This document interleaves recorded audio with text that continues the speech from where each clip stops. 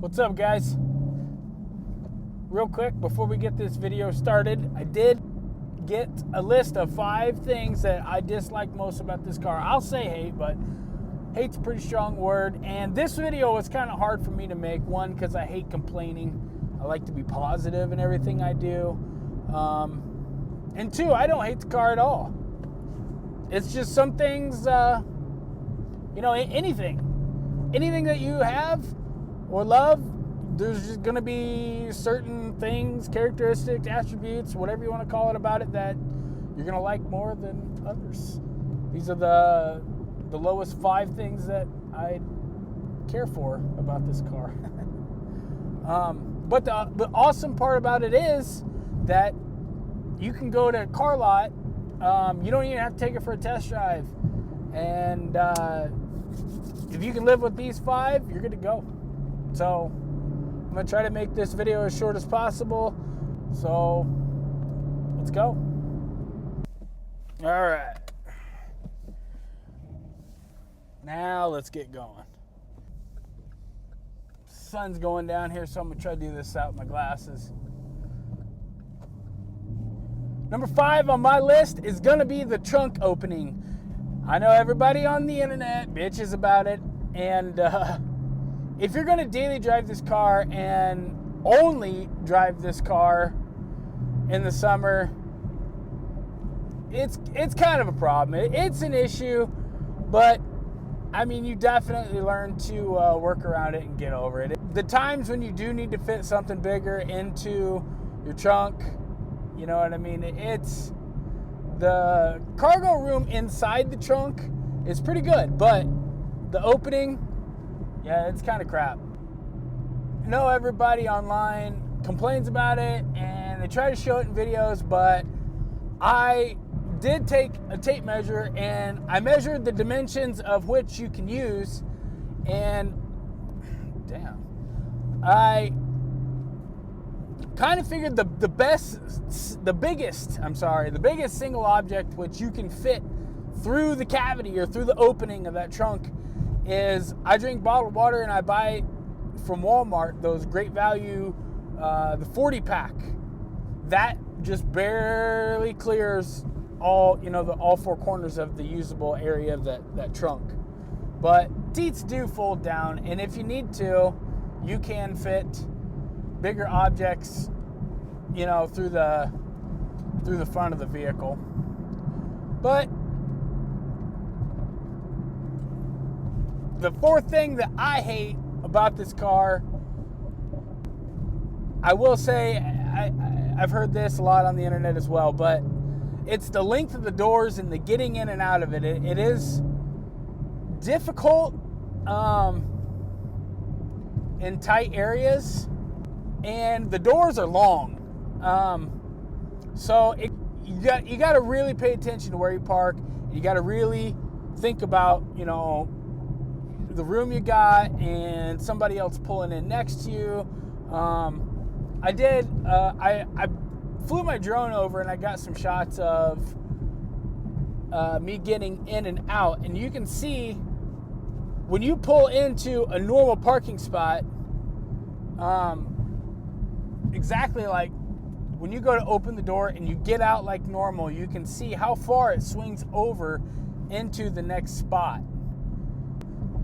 Getting in and out, the position of the seat and how far down you sit, the seat track is bolted to the floor, and how far up the entry plate is, it kind of makes getting in and out difficult. I think I got some shot. But you will see that your foot always drags over the entry plate and where it says Camaro.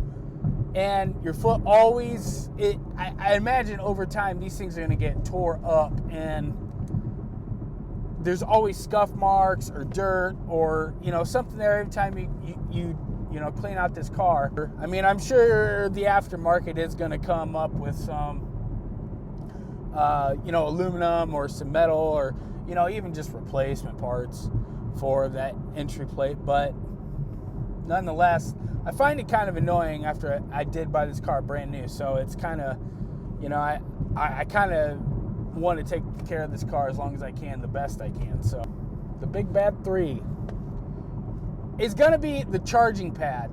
I think this thing it's hilarious. I don't know what General Motors was thinking. I would honestly love to hear from somebody about what the thinking was, or just the idea behind this charging pad, what it is. But it only works with Android devices from what I hear. Or maybe that was my 2018 Malibu. I'm not sure. Maybe they got it changed. But I know in my Malibu, it was for Androids only. And you could probably fit a deck of playing cards in there. I have an iPhone XS Max, and there's no way it fits in there. Caddy corner, won't even charge. I don't understand. It's also so far back. Like when I put my arm on the armrest, my elbow doesn't even come close. I mean, it has to be more for like the rear passenger use. I mean, it's clear back here. And I don't understand the whole thought process behind that was, but I don't know why it would be clear back there. Given the back seats are practically unusable. I mean, everybody knows they're there for storage and for insurance purposes. Nonetheless, I don't know why it's there.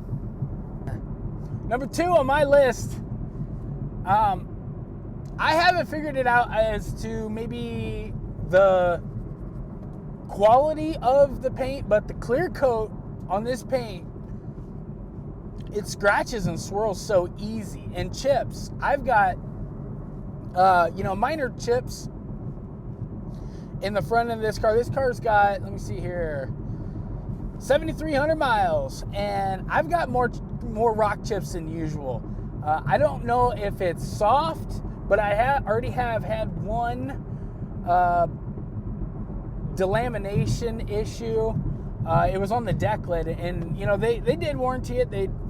They just said, oh really, okay, we'll drop the car off, pick it up on Wednesday. I don't have any complaints as far as the warranty issue or whatever, but the resin in the clear coat's a little bit on the weak side. I don't know why GM would skimp on that portion of manufacturing automobile. I take this thing through a touchless car wash, and that is the only way to do this. If you're going to own one of these cars, especially since I've got the 1LE with that matte black hood, if you run it through with those brushes that scrub your car, absolutely not.